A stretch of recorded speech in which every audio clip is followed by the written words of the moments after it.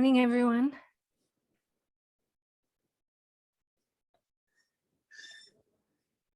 So why don't we get started? I am delighted to welcome everyone today to our seminar series for the Center for Precision Mental Health and Wellness, focusing on cutting edge advances. My name is Leanne Williams, Director of the Center. Delighted to welcome Dr. John Hegarty. And let me tell you a little bit about Dr. Hegarty as ahead of his presentation. So he is an instructor in our department, the Psychiatry and Behavioral Sciences Department, within the Division of Child and Adolescent Psychiatry. And we're delighted to have welcomed him as an Associate Director for Strategic Program Development within our Stanford Center for Precision Mental Health and Wellness. Dr. Hegarty was born in North Carolina and attended Clemson University as an undergraduate. After graduating with honors in psychology, he moved to San Diego, where he obtained an MA in cognitive and behavioral neuroscience. He did his doctoral training at the University of Missouri in the interdisciplinary neuroscience program, studying functional network coherence and treatment response in the brain in autism spectrum disorder. And Dr. Hegarty's postdoctoral training was at Stanford, here at Stanford, within the Autism and Developmental Disorders Research Program. And he'll be starting his own neurodevelopmental research lab very shortly.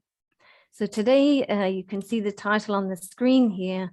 Delighted to hear from him about his very exciting work on biomarkers for targeting the neurobiology of neurodevelopmental disorders. Now, welcome, Dr. Hegarty, and over to you. Yes, thanks, Leanne. I definitely appreciate the introduction. It also saves me some time on digging into my own background.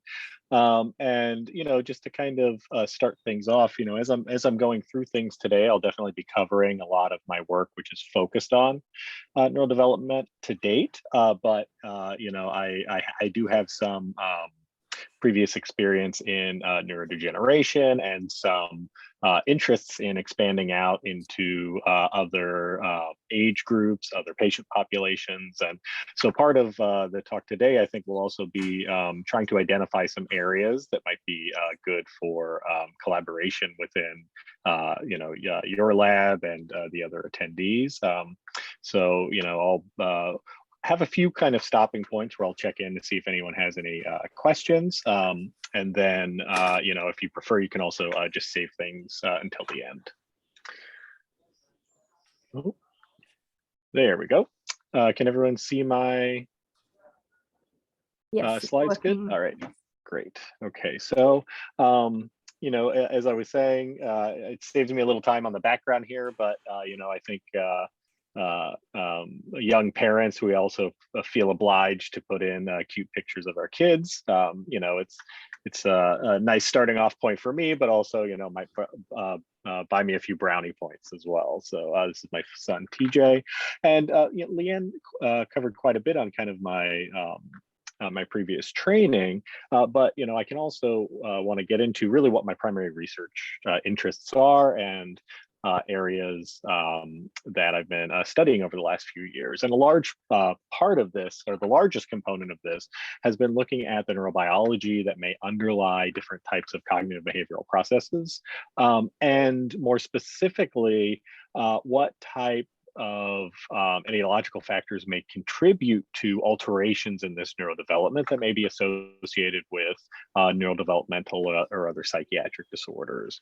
And a big focus of this is trying to use what we're able to learn in these areas to help develop biomarkers for clinical research, as I know is a large focus of a number of you as well. And ultimately, I think, in neuropsychiatry, the main goal for all of us is to then try and develop more, biologically based interventions that can help us improve mental health for individuals across the lifespan. And, I think that this is really important for psychological and psychiatric research, especially really to try and move the needle on a number of areas that have been very difficult for us to get traction in over the last several decades. And this is becoming, exceedingly more important as psychiatric disorders are becoming really the leading cause of disability in the world. There's major medical, societal, and economic burdens from this. But as I'm sure most of you are aware, we're really not that clear on really what's going on in the brain that may be underlying different symptoms and different disorders. And what complicates this even more, and is likely related to this, is that treatment response is also extremely variable across different patients. Now, what also really complicates this from the research standpoint is that this heterogeneity, the difficulty understanding the underlying pathophysiology of a number of disorders, it really makes it so that doing these kind of traditional case control comparisons, as well as animal model approaches, that have a large number of limitations in how much it might be able to help us move the field forward. And, a large component of this is that we're talking about behaviorally defined disorders where it may be difficult to really model those in some of these model systems, especially some of the higher order domains. And ultimately, there may be different factors or alterations that are leading to potentially similar behavioral or cognitive profiles. And this really contributes to this vast neurobiological heterogeneity that we see across different individuals. And then getting back to the limitations of these case control comparisons, on top of the difficulty with modeling some of these symptoms, it's really led to this lack of translational biomarkers across kind of model systems into humans. And that's really where also I think kind of figuring out the neurobiology that we can within the patients that we're studying should ultimately help also direct where we might be wanting to go, and vice versa with different model systems. And we can get into that a little bit as I go through the talk today as well. But I also think it really necessitates a shift in how we're conceptualizing these approaches, in that, I think a major area that a number of you also have been, studying in other disorders is how can we use this neurobiology to inform treatment. And ultimately, those differences in treatment response and looking at relationships between changes in any of these target cognitive behavioral domains, how that relates to the underlying neurobiology, may be one major way that we can go to try and address really moving a lot of this research forward. And also, it's going to be allowing us to really embrace this heterogeneity, which we know is there in our patients in both presentation and response. And so we'll need to really do research trying to identify which factors may mediate it, whether we're looking at kind of the symptom presentation or neurobiological side. Use these to sorry, my computer phone just started ringing. Use these to then develop more objective measures of target engagement, and especially if we may be able to see changes in neurobiology or neurophysiology that could occur much sooner than what we see in cognitive behavioral symptoms. And then ultimately using these to then stratify patients and get them into the right types of treatments or interventions that may be more tailored for their individual neurobiological subtype. And as was mentioned, a lot of my research has been really focusing on autism. And, this is a very important disorder to study unto itself, but I also think it provides a model system for us to study a number of other psychological and psychiatric disorders as well, especially because we're looking at young children and really tracking them longitudinally over time. And so, as I said, autism spectrum disorder unto itself is very important to study. It's the most pervasive neurodevelopmental disorder currently in pediatric populations, affecting about 1 in 50 children. These children show phenotypes with presentation of social communication impairments and restricted and repetitive behaviors that present early in life, and we'll get into some of those domains a little more specifically later.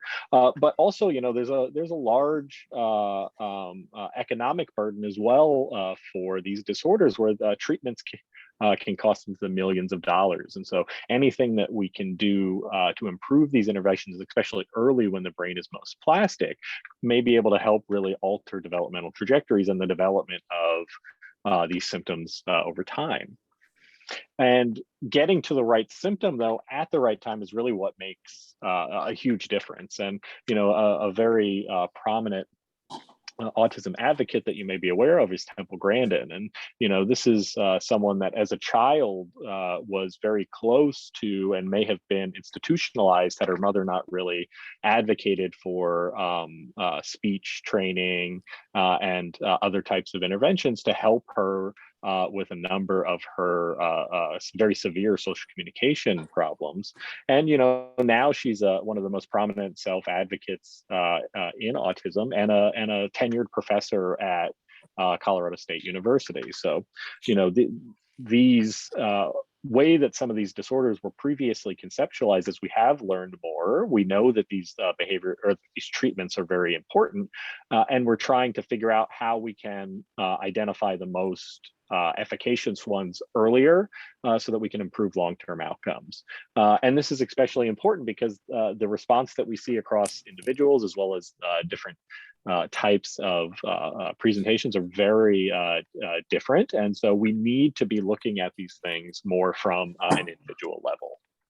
And this is especially important, as I said, because of the very large heterogeneity that we see, but also the large number of comorbidities. And this gets back slightly into what I was mentioning with autism as being a sort of model system, because we do see a number of other symptom domains and disorders that are implicated in children that also have an autism diagnosis.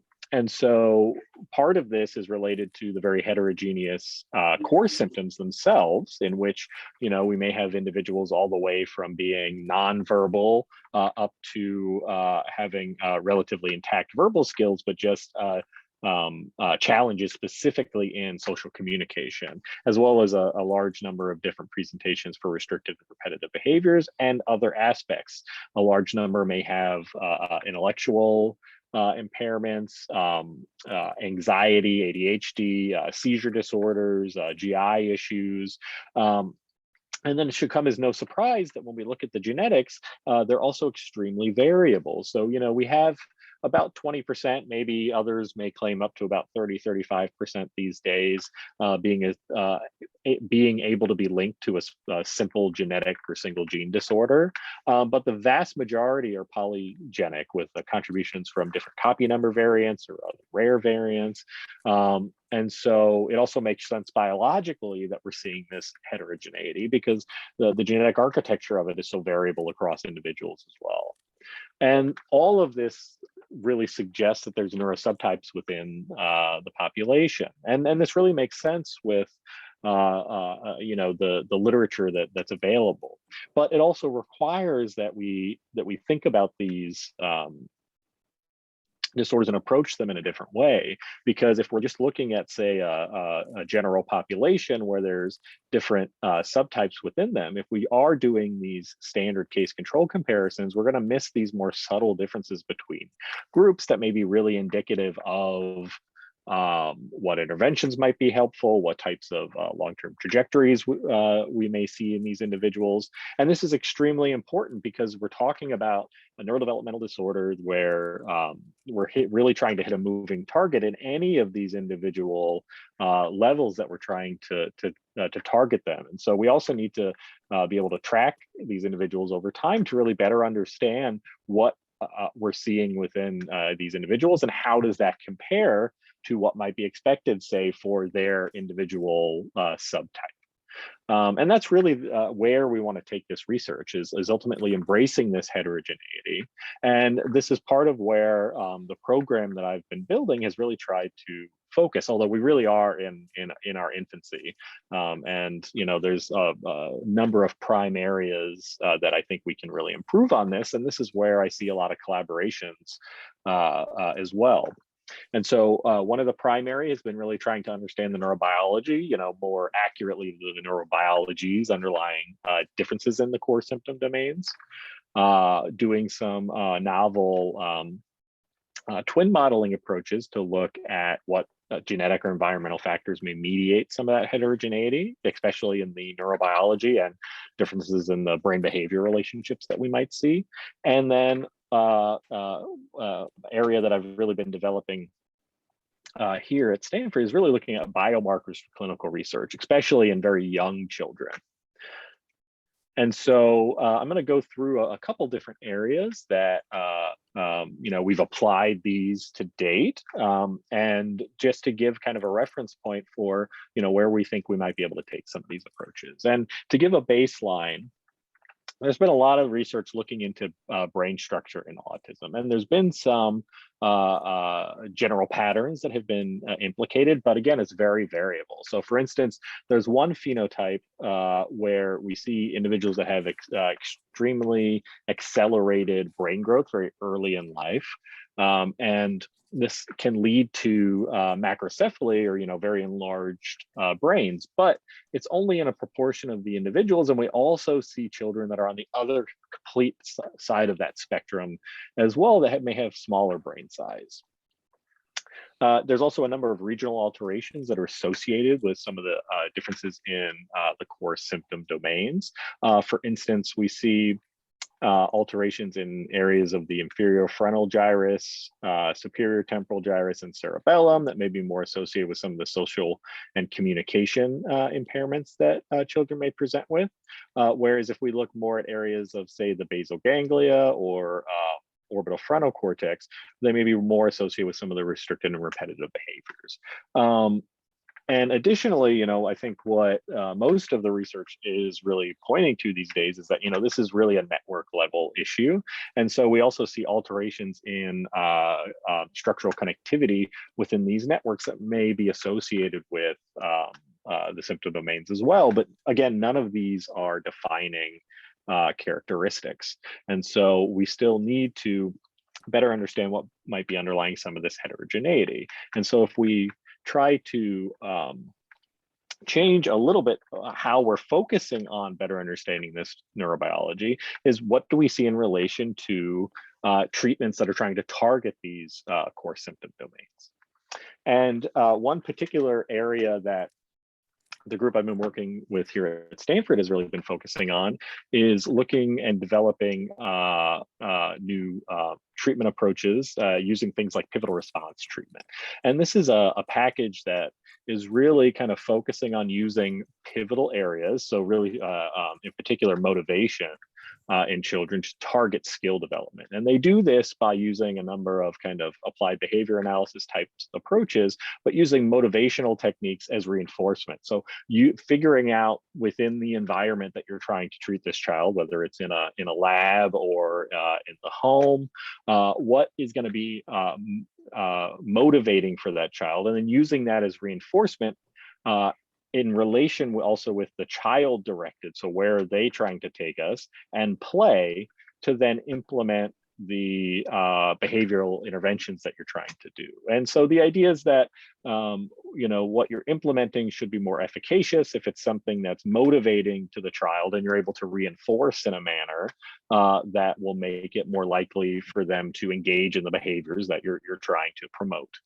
And it's something that they've shown some great results with, specifically for targeting language. And what's even more important is they see this in children that may be very minimally verbal or even nonverbal when they're coming into the lab.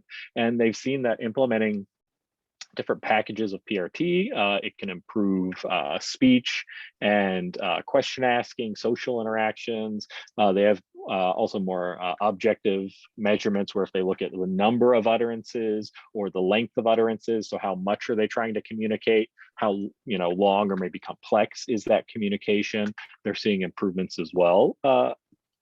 And what we were interested in is, okay, well, if we're seeing these improvements in language, let's look at language regions in the brain and see if those may be related to response to these types of treatments. And that's exactly what we saw, is that the size of some of these language regions, for instance, were associated with the level of improvement following the treatment.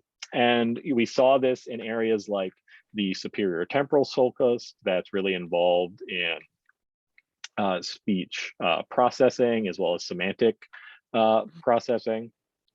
And when we look at change in the number of words that they're able to use or understand following the treatment, we saw that those that had larger size of this region showed less of a response, whereas those with smaller size showed more. And we don't know exactly what this is yet. We're currently conducting another study to really look at this more in depth. But if we think back to that subgroup where we're seeing this accelerated brain growth early in life, perhaps those with larger size here, perhaps this is related to the severity of, say, their neurobiological phenotype within these language regions. And maybe that's related to why they're responding to this type of treatment. And interestingly, we also saw relationships with asymmetry or lateralization within these language regions as well.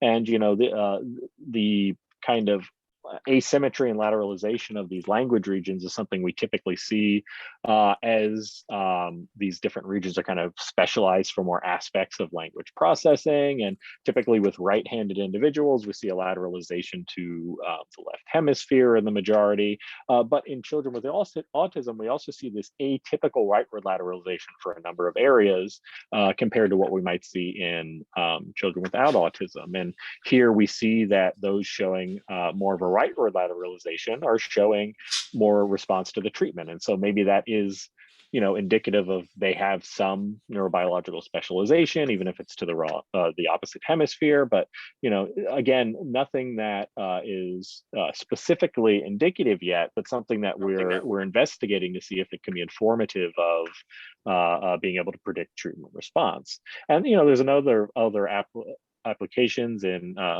psychological and psychiatric research. And one area that we've done this is looking at twin studies, looking at the structural brain measurements and trying to understand the genetic and environmental contributions to them. And these approaches have been really paramount in establishing the genetic basis of autism. Traditional studies looking at similarities in autism diagnosis between identical or monozygotic twins and fraternal or dizygotic twins showed much more concordance in identical twins, suggesting a very large genetic contribution. But more recent studies using modern diagnostic criteria, still suggesting genetic contributions, are showing a much larger environmental contribution than previously thought. And again, this is something we wanted to see how it may relate to this kind of overgrowth phenotype in autism. So if we look at these structural brain measures, looking at size of different structures, how do these relate to the genetic versus environmental contributions? And just simply for this figure, as you get closer to this AE and DE line, those are showing more genetic contributions. So for the typically developing twins, we saw largely genetic contributions as would be expected to the development of brain structure. Some more environmental contributions on things like mean curvature, which can be associated with gyrification in the brain and maybe related to adaptive plasticity. But when we looked at the twins with autism, we just saw a number of biological structures that were more showing a much larger environmental contribution, so up here near the CE line. And what's really interesting is we see this in cerebellar white matter, so one of those primary areas we said has been implicated in autism and may be related to the core symptom domains, but also in mean curvature. And this was, we saw especially the case in the frontal lobe. So again, we're seeing these larger environmental contribution to autism than we previously thought. And then when we look at the brain structures that may be affected by those environmental factors, we see that there's some of the brain structures that have been the most highly implicated in autism to date. So, again, we don't know exactly what those factors are yet. It's something that we'll be digging into. But it is interesting to see that there may be these phenotypes where there are these large environmental contributions to the underlying neurobiology. If we're able to identify what those factors are and then treat them or augment them in some way, this may actually be an area where we can move the needle a little bit more than what would be if we were trying to look at, say, genetic therapies or other things like that. Okay, so before I extend into the next section, are there any questions so far?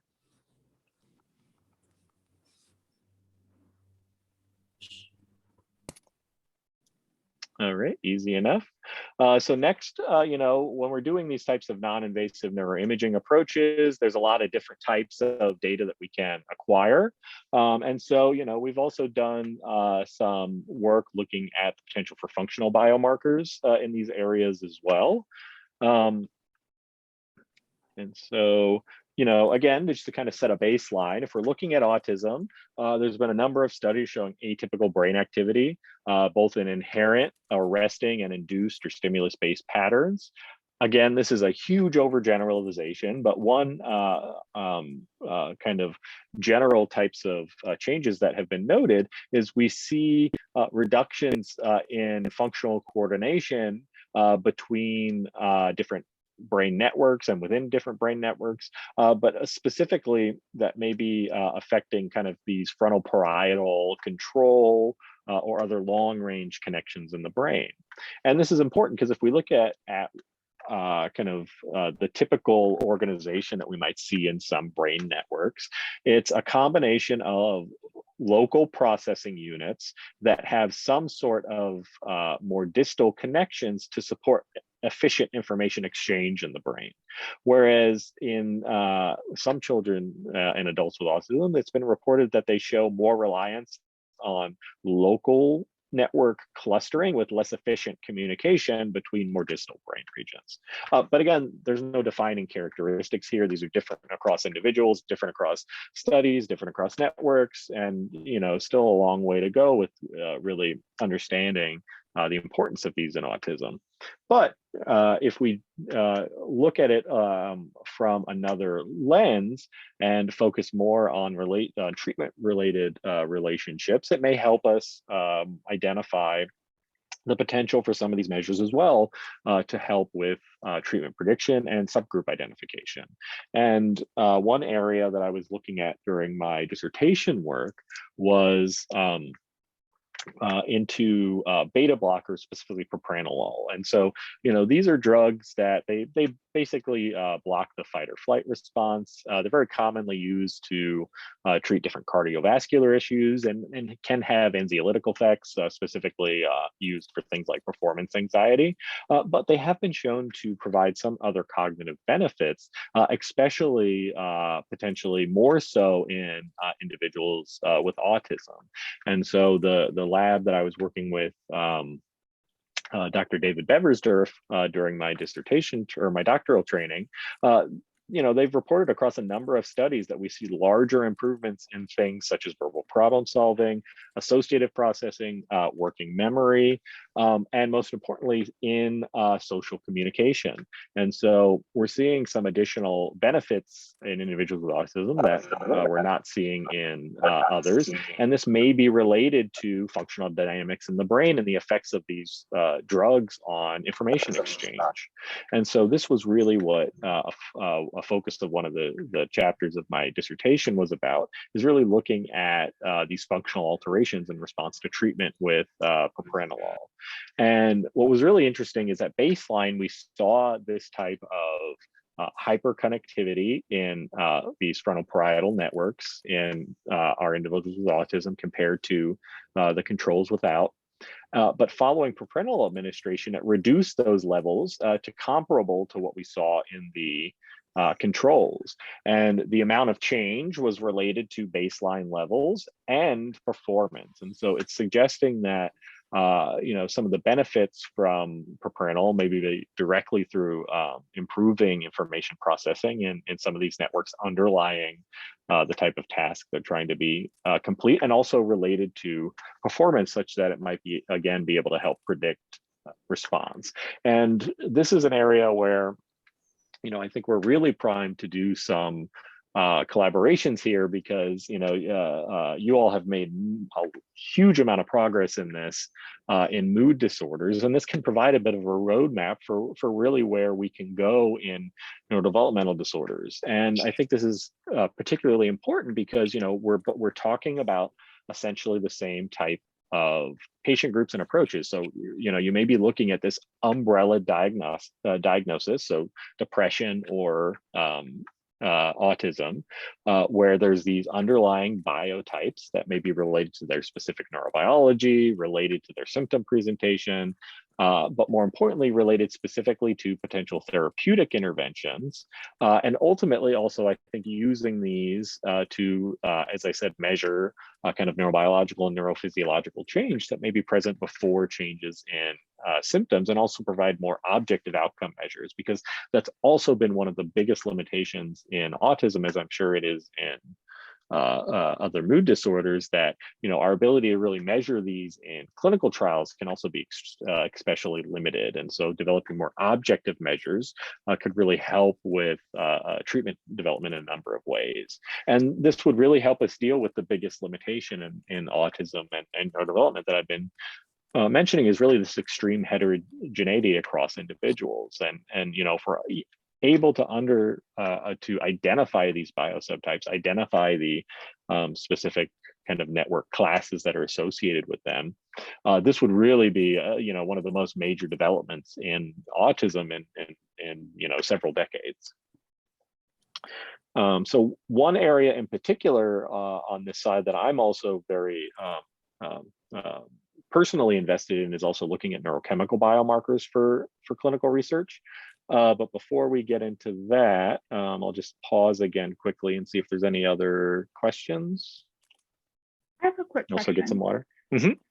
Before I forget about PRT, did you guys see any relationship between other symptom domains and PRT improvement or efficacy, such as like feeding behavior, sleep, anything like that?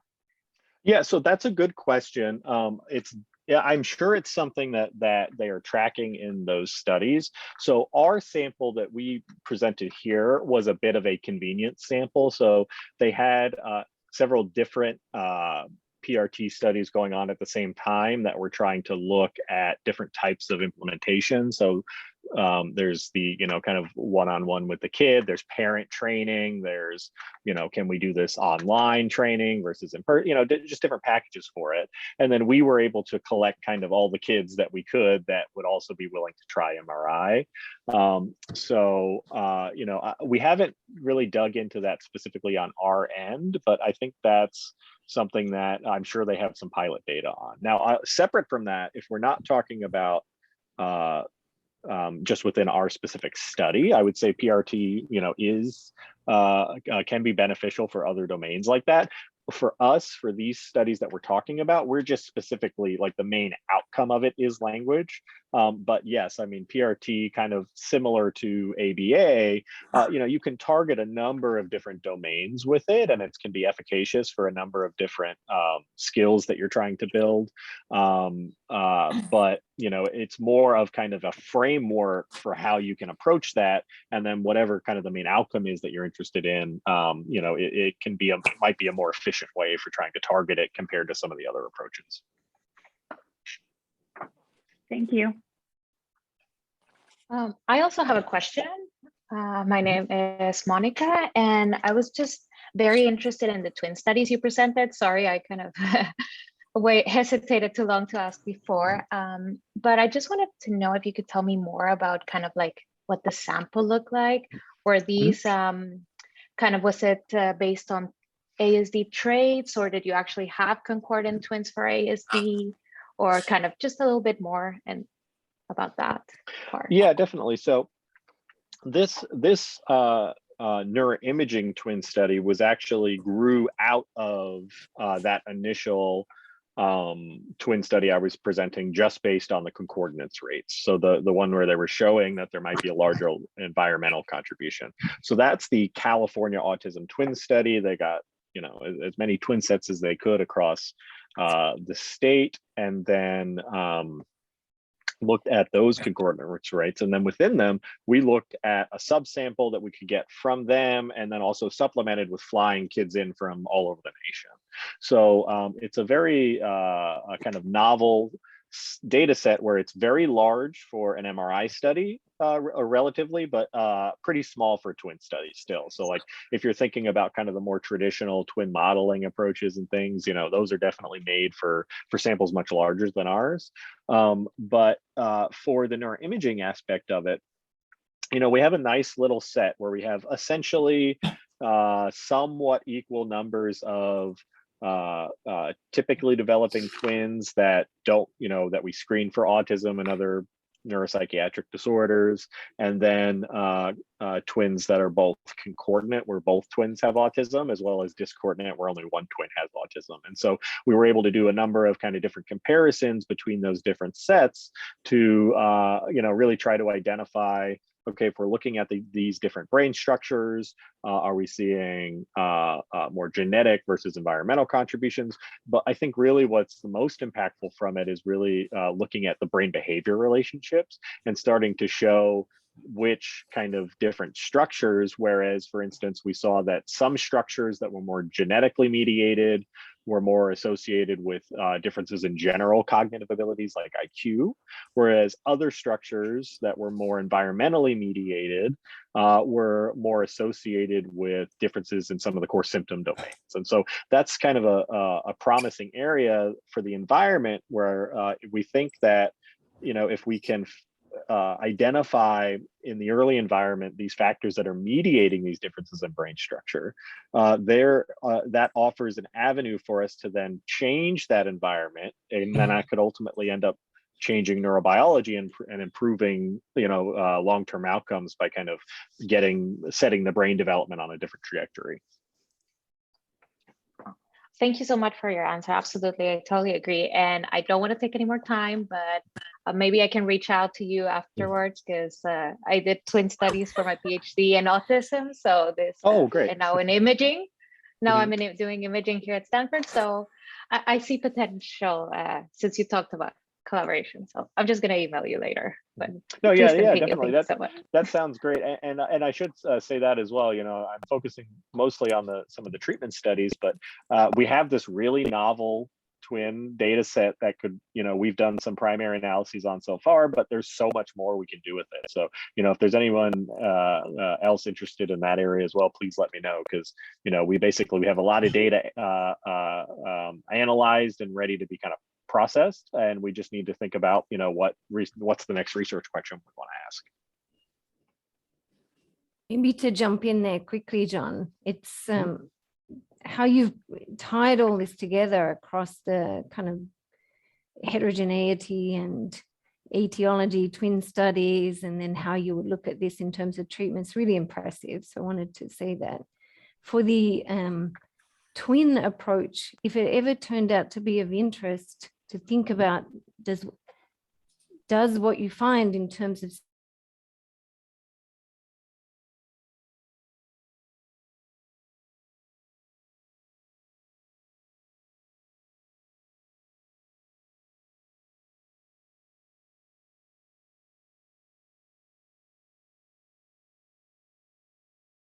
the structural variation and any of the measures, if there's ever a way to kind of link them.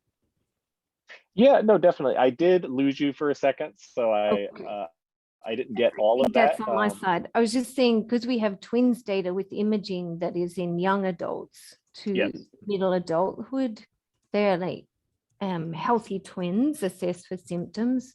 Be interesting if there's a way to kind of pool across your data and that data set to ask, does the environmental versus genetic contribution express itself in younger age as well as in younger adulthood? No, exactly. Yeah, that would be amazing, and yeah, a great area for us. So we did, we the basic analyses that we did compare relatively well to what's been published in the other twin studies just for typical development. So I think we did have a decent basis for comparison there. But yeah, like you're saying, if anything we can do to better improve what we're comparing to would be really relevant, and especially if there's other age groups, because some of what we're doing, and when we're trying to interpret it, we're thinking about, okay, how might this look in those younger groups, but we're not doing it directly yet. And so that would be a prime area to for next steps. Excellent. Okay, great. And we can jump back into this as well after I get through this next couple sections. And so, yeah, so I think one area that's primed for this, for my research, but also specifically just psychiatric research, is really, the development more of neurochemical biomarkers for these types of approaches. And, there's, a big space for PET in looking at these types of relationships in adults. But, when we're talking about these pediatric populations, we really need, safer applications that don't require, the radioisotopes. And so this is where proton spectroscopy has really been, I think, building up over the last few years, because we're able to non-invasively, without the radio labeling, assess different neurometabolites in the brain. And there's been some relevance for this, especially in areas like oncology, where they can look at different profiles of things like N-acetyl aspartate and myelinositol, choline, and be able to differentiate different types of gliomas or tumors. So that's been really beneficial for precision medicine in those aspects. But in psychiatry, we have an ability to look at measures of glutamatergic neurometabolites as well as GABA, that's not pictured here.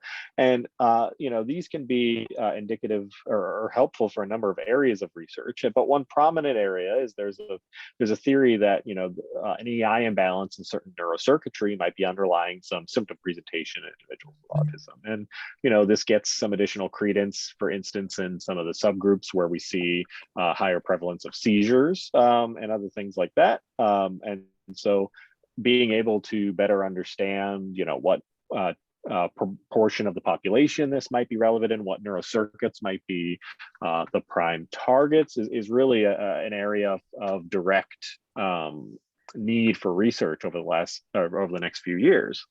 And thinking about where we might want to be targeting this, I think one prime area for being a neurosubtype within autism is individuals with cerebellar abnormalities. And, first and foremost, the cerebellum is one of the primary areas that's been implicated neuropathologically in autism. The limited amount of brain tissue that's available for postmortem studies has really particularly implicated the cerebellum in autism, showing things like reduction in density and number of Purkinje cells, for instance. And this has really become a prime area to look at in not only autism, but other areas of neuropsychiatry over the last few decades, as they've really shown that this area that was, initially really thought of as just being involved in motor control and coordination, or more basic physiological processes, is really involved with a large number of cognitive behavioral processes that weren't really identified before. And this is especially interesting in relation to autism, because if we look at some of the areas that have been primarily implicated, for instance, right CRUS1 and CRUS2 is one of the prime regions within the cerebellum that's been implicated in autism. And if we look at some of the cognitive behavioral phenotypes that we might see from alterations in these in this region in autism, it lines up quite well with the autism phenotype. And so, it's appearing that the cerebellum is more this kind of major modulatory center in the brain, where it's doing this level of fine tuning and coordination across different cognitive behavioral processes, but specifically those that are implicated in autism. And so it's just a prime area that maybe a specific target for defining some of specific neuro biosubtype.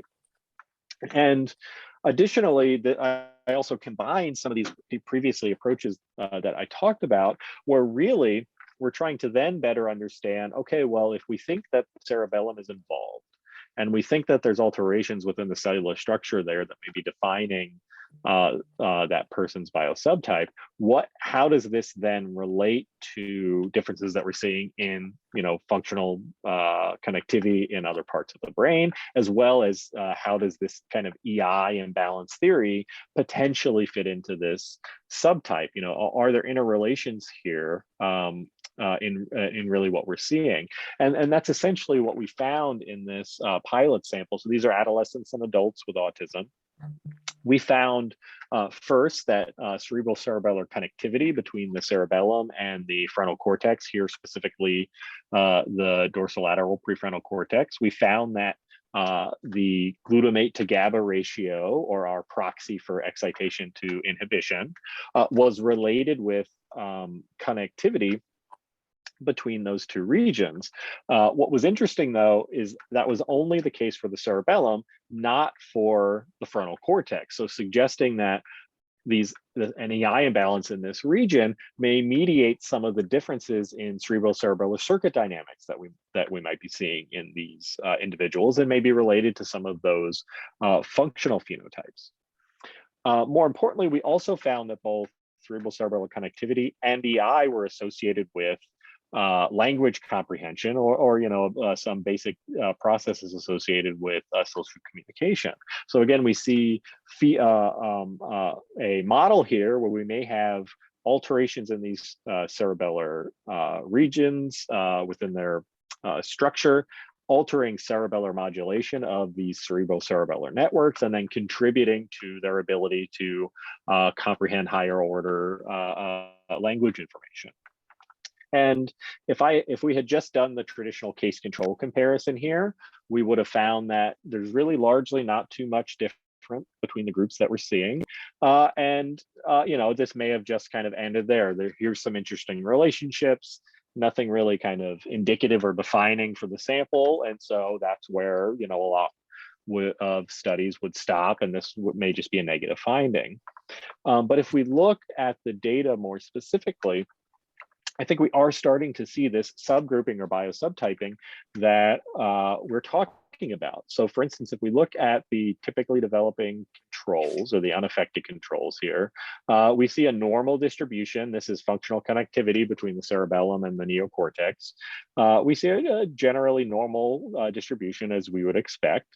But if we look at the individuals with autism, we see this bimodal distribution or grouping within them, where we see this high functional connectivity group that's relatively similar to the majority of the controls, but this low FC group that's may be indicative of a biosubtype. And we think that's really what it's pointing to, because when we compare this lower functional connectivity group to the others, obviously we see differences in functional connectivity, but we also see that their EI is altered, and their listening comprehension skills again are altered. So there may be this specific group where they're showing an alteration in this specific cerebellar subfield. It's altering cerebrocerebellar circuit dynamics and affecting their ability to comprehend higher order language information. And there may be other cognitive behavioral domains associated that we can identify. We need to better understand, how big is this group, but I think what's really interesting is it comes out to be about 30%, which is about the number that we typically see implicated in the postmortem studies, as well as when we look at alterations in these structures in other studies. So really, it's showing that this may be a very significant biosubtype for us to look at. And if we start to think about next steps, really we can talk about how maybe we might want to target this subtype. And so, for instance, we may be able to use these measures to help subgroup individuals. And this could be important for what types of pharmacological treatments might be efficacious for them, whether, say, EI is high or low. But it's also really primed, I think, for technological potential for things like transcranial magnetic stimulation. And this is something that we could use to directly target the circuit. We can stimulate it or inhibit it depending on how we're using the tool. And I think this is really primed because, for instance, it's been shown to be safe and well tolerated for other disorders that show somewhat presentation of things like some of the restricted and repetitive behaviors we might see. So for instance, OCD. But what's really important is we can use it also as a research tool to non-invasively manipulate these circuits and really better understand how they might be related to these different symptom domains as well as treatment outcomes. And just in the aspect of time, I'm just going to jump forward and we can get into questions at the end here, because I really want to give you a quick presentation of how I'm then applying some of these approaches into my research studies and really trying to use these kind of biomarkers specifically in clinical trial development for autism. And the idea is we're going to be targeting the restricted and repetitive behaviors. It's an area that's not as researched or targeted as much, so we still need to outline a number of things in this area. And we're going to be using it, targeting it using this compound called N-acetylcysteine. Now, the idea is the K99 study is a target engagement study. So we're just doing single dose administration of NAC compared to placebo, seeing how it alters these neuroimaging metrics in our sample. And then ultimately, we want to do a full clinical trial to see if NAC can actually help reduce RRB severity, but ultimately trying to develop biomarkers using these approaches that we've discussed, and specifically also look at specificity of these effects across different types of RRB, as well as whether NAC may be efficacious for some, but not others. And what we're trying to target here are, again, very heterogeneous symptoms. So there you may see more basic kind of repetitive motor movements, and as well as kind of higher order things like adherence to routines, very large issues with some children in kind of transitions between different activities or spaces, very highly restricted interests, as well as differences in sensory processing. But I think what's really important here to make sure that we characterize is we're talking about symptoms that are clinically significant in that they're causing impairments in important areas of functioning. Some of these symptoms may not be something that needs to be targeted. Some of them are actually skills where these highly restricted interests may be areas of expertise. And so, what we're talking about here specifically is what types of behaviors are we seeing that are really causing significant challenges or barriers for the children, and having those, be the ones that are really primary to be targeted for things like this. And also, having a better idea of which symptoms we're targeting will also affect, what areas or networks we might be looking at as well. So here we're looking specifically at cortical striatal circuits. They've been shown to be involved with goal-directed and habitual behaviors. If we look at mouse models, when you alter them, they can present with different types of RRB, and we can also reverse the phenotype. But most importantly, we see alterations in brain structure, function that are associated with symptom severity. And most importantly, we look at some of these regions and we see elevated glutamatergic signaling, which is what we're trying to target with the NAC. So the way this works is this is a synthetic derivative of an endogenous amino acid. Increased administration of NAC leads to activation of mGluR receptors that reduce synaptic release of glutamate, as well as can increase astrocytic reuptake. So ultimately, we're reducing what would be excessive or excitatory signaling that could be problematic and associated with some of these differences in functional network connectivity, for instance. Now, what's really important and imperative for this, though, is that this is a common over-the-counter nutritional supplement that's very well tolerated. It's something that is very safe, very cheap, very available. And again, it's been shown to help with some related symptoms we might see in other disorders like obsessions and compulsions in OCD, reduced hair pulling in trichotillomania, and more specifically in RRB and autism. So Antonio Hardin, who I've been working with in the Autism Center over the last few years, was trying to see if NAC might be able to help reduce irritability in autism. And the reason being that the standard treatments are atypical antipsychotics that can have much more severe adverse effect profiles. So can we target it more safely? And as part of that study, they saw that it can help reduce the severity of some of these restricted and repetitive behaviors. And we want to see how it may be doing that. So we're going to be looking at MR spectroscopy measures of glutamate and GABA, as I mentioned, but also glutathione, which is a primary antioxidant in the body and another mechanism that NAC might be working through. So with these spectroscopy approaches, we can actually assess both. And then we'll also be doing complementary measures of EEG to look at more kind of practical measurements that we may be able to get from a wider array of the population. And so we'll be doing this single dose challenge study as a 1-site trial, and then doing a 2-site randomized control trial to actually assess the effects, the long-term effects over time, and also whether or not we're able to see these outcomes, several months after the study as well. And ultimately, the goal for my research that I'm trying to develop for my program, and that I know a number of you are also targeting, is the idea is, there may be patients that are coming in with some sort of symptom that's affecting their quality of life. We want to be able to get some sort of biomarker to help differentiate their neurobiology and inform us on next steps.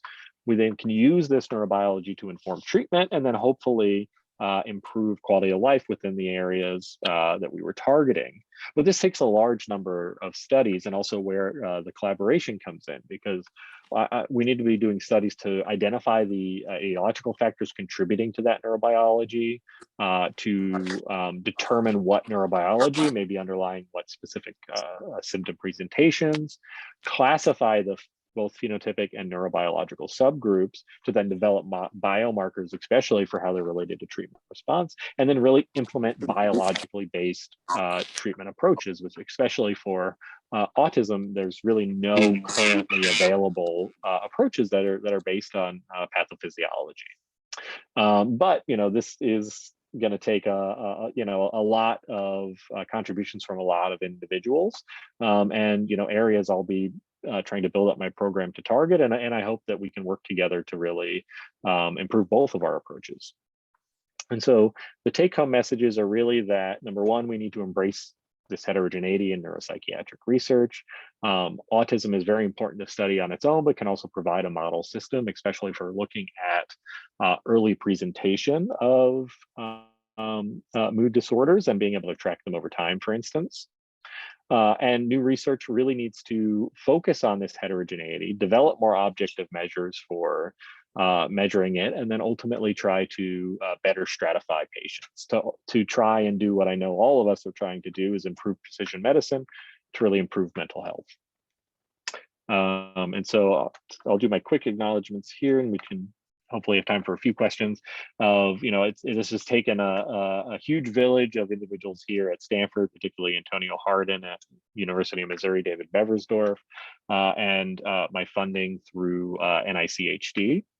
And then, we're happy to take a few questions now, but please feel free to reach out to me if you want to chat more. And my office is just around the corner from, I think, most of you up on the 3rd floor here, so I'm always happy to chat. Thank you so much, John. That was a fantastic overview of both the work you're doing right now and your future vision. So very much appreciate that. I want to make sure we get questions in the time we can. If people need to jump off at 11:30, we understand. I know Joseph Diderot has a question in the chat and a lot of citations. Feel free to ask it out loud, Joseph, if you like, but it's asking that GABA seems to be messed up in autism spectrum disorder. And did you see anything around that? Yeah, so that's definitely part of the kind of phenotype that we'd be trying to target.